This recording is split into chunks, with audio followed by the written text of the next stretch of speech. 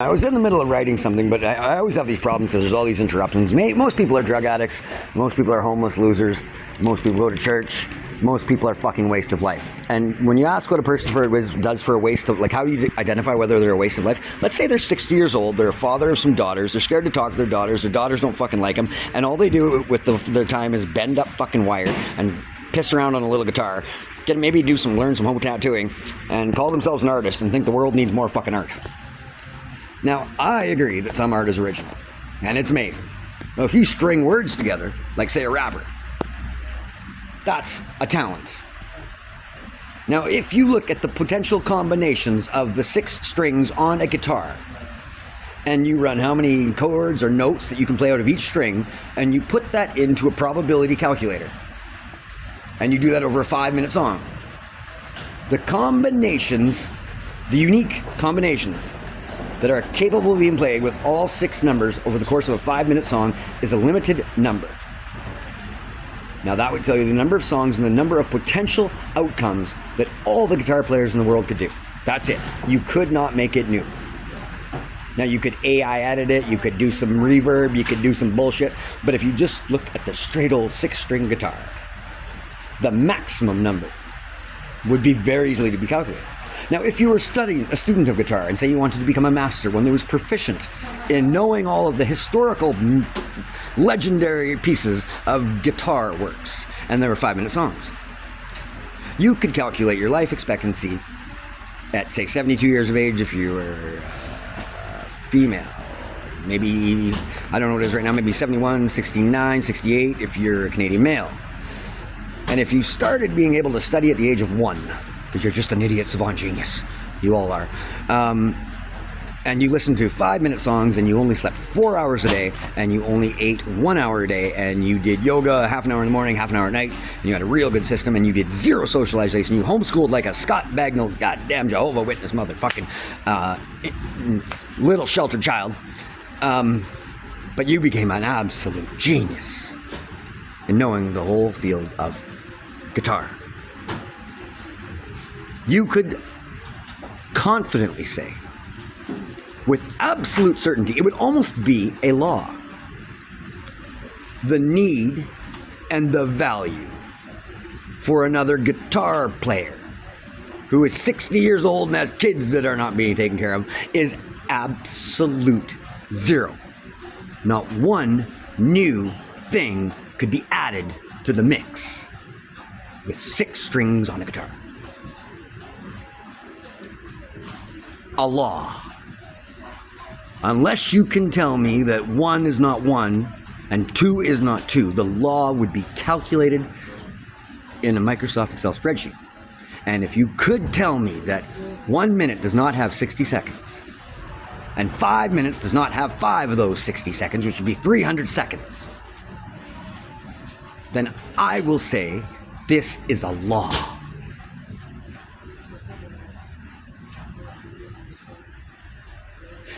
But let's talk about the Brown family. I think the Brown family, we could also go to the Good family. We could maybe look at the Dunn family. There's also these things called laws. And then the Massey family would be important. M-A-S-S-E-Y. Publishing, creation, studying, publishing intellectual property that's not yours is theft. Cheating you out of, say, Charlene Brown's will, her proceeds, is theft. Forging your signature is theft.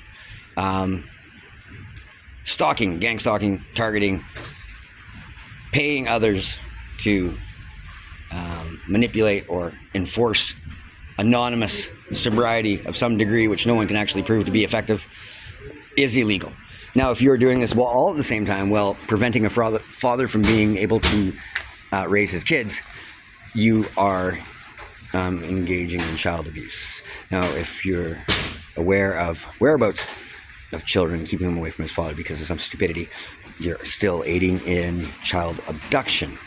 And child abduction and child abuse are very different. The Hague Convention is practiced in Canada, and we do recognize it.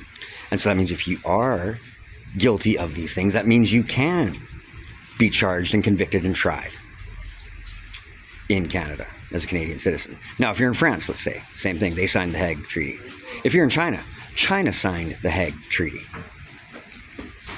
But we have to speak about the Chinese, mainly the Canadians. We should speak about the Canadians, because I don't know why I just got this weird thing that some of the most gifted minds I've ever met in my life are outliers. Let's say you're a Chinese-born citizen, now, or Chinese-born national,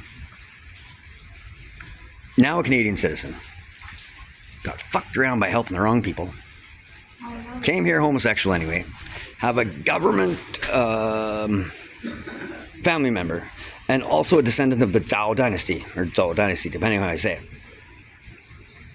And you realize the city of Kelowna, you might as well start in Kelowna, is literally fenced off one of the most significant heritage sites of your culture's existence as this nation was developed, and used it to shelter and harbor a group of useless fucking elderly chain-smoking wingnut fucking wastes of life that didn't likely fight for the war, that didn't likely save anything for their retirement, that didn't likely do a damn good thing for their parents or for their kids or their parents. And they're also staying in one of the most insane racial segregation non-profit organizations that I know of in the world, where black is black and white is white. Beds 1 to 60 are specifically designated as such. Oh, the Kelowna Gospel Mission, I used to stay there.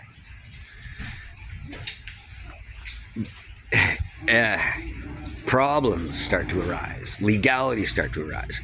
But thankfully, we have people like the Rockefellers and the Rothschilds, which are also stealing these ideas. And I don't have a driver's license anymore, even though I've passed medical tests and I've illegally been subject to shit in the hospital against my will. It would almost be as if you got no muscles. You got no control over yourself. You might be... It's almost like your reproductive organs were tweaked. Now, do you know what the Germans did to a lot of the Native Americans throughout the colonization of the world when they didn't want more of them? They fucked with them in bad ways. A lot like the church. But one of the churches, because we like to focus on where the money is. Now, I know my family, they're guilty by quite a bit. But churches that have a lot of money, too. And one of the churches that I'm a little concerned about right now for stealing intellectual property, well, there's Harvest Ministries, which is a big one out of the States. And then there's the Trinity Church up here on, I think, Springfield or something like that.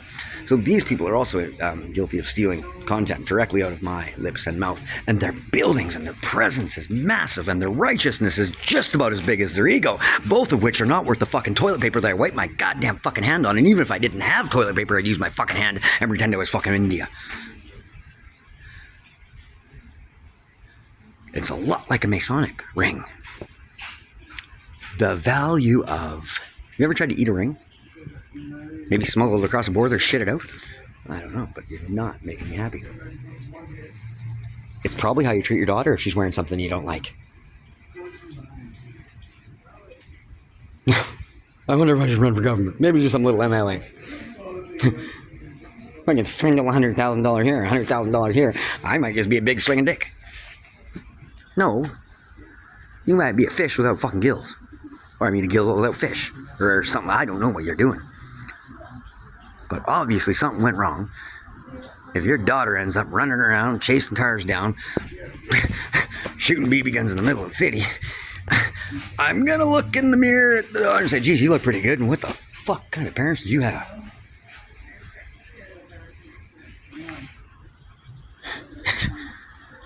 What kind of grandparents did you have? What kind of great grandparents? Where did this all go wrong?